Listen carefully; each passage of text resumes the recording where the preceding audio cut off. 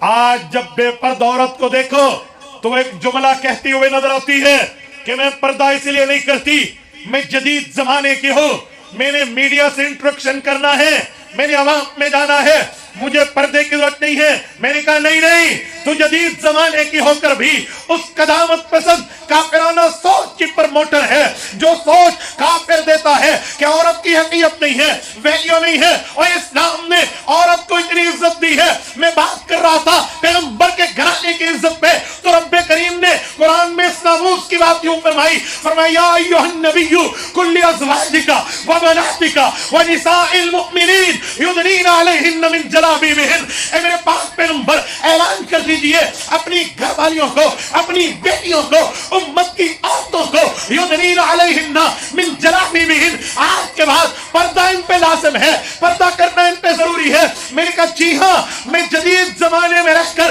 پردہ کرنے والی عورت اگر بچنا چاہتی ہے تو میں اسے کہتا ہوں جدید زمانہ حیا کو چھوڑے گا، ہم محمد الرسول اللہ کی حیا کو اپنائیں گے۔ اور ایک جملہ میں سمجھانے کے لیے کہتا ہوں، آج کل بے پردگی کے رواج پہ لوگ کہتے ہیں میرے دل میں تو کوئی برائی نہیں تھی، میں نے تو کوئی بری نظر سے معاملے کی بات سنو۔ قرآن کہتا ہے وَإِذَا سَأَلْتُمُوهُنَّ مَتَاعًا فَاسْأَلُوهُنَّ مِنْ وَرَاءِ حِجَابٍ۔ اے امت کی بیٹیوں، تمہیں بتا رہا ہوں، اللہ کے قرآن نے پیغمبر کے صحابہ کو فرمایا پیغمبر کی آل بیت نبی کی بیویوں کے پاس جاؤ گے تو پردے میں رہ کر بات کرو گے۔ کیا ان کے دل پاک نہیں تھے؟ ان کے دل پاکیزہ نہیں تھے؟ تو میری بات کا مطلب نبی کی بیٹی کی ناموس کی بات بھی اللہ قرآن میں کرتا ہے، نبی کی بیوی کی ناموس کی بات بھی اللہ قرآن میں کرتا ہے، اور اللہ نے نبی کے گھرانے کی وہ ناموس بتائی ہے۔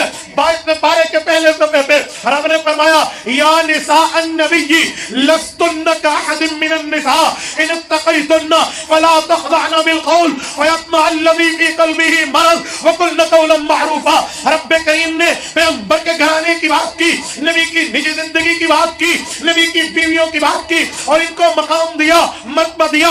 پشاون کے روشن ضمیروں توجہ رکھنا، رب فرماتے ہیں لستن کاحد من النساء، اس دھرتی پہ کوئی عورت نہیں ہے جو آپ کے رتبے کو پہنچے، اس دھرتی پہ کوئی عورت نہیں ہے جو آپ کے مرتبے کو پہنچے، اس دھرتی پہ کوئی خاتون نہیں ہے جو آپ کے مرتبے کو پہنچے۔ ہاں لفظ آج سے اللہ نے خاص مقام استعمال کیے ہیں۔ جب اللہ نے اپنی توحید کی بات کی، وحدانیت کی بات کی، یکتائی کی بات کی، عقیدے کی بات کی، تو رب نے فرمایا قل هو اللہ احد۔ اللہ نے اپنی بات بھی لفظ احد سے کی ہے۔